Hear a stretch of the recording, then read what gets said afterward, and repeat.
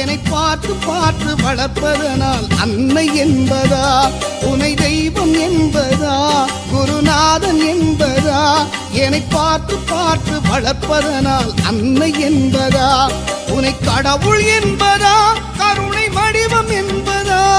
உனை கடவுள் என்பதா, கருணை வடிவம் என்பதா, ஐயா ஞானதானம் தந்த உன்னை தந்தை என்பதா, உனை தெய்வம் என்பதா, குருநாதன் என்பதா, என்னை பார்த்து பார்த்து வளர்ப்பதனால் அன்னை என்பதா.